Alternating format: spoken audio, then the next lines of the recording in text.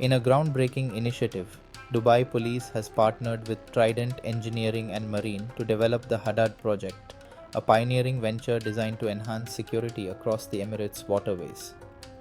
This project involves the creation of unmanned surface vehicles (USVs), commonly known as drone boats, marking the first of its kind in the region.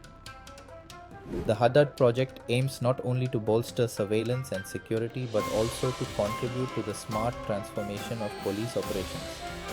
These unmanned boats will significantly reduce operational and maintenance costs while improving response times to incidents on the water.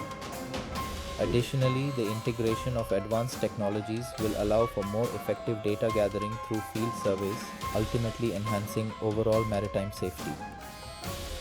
Majgen Dr. Saleh Abdullah Murad emphasized that the project is founded on extensive research and collaboration with various entities to ensure it sets a standard both locally and globally.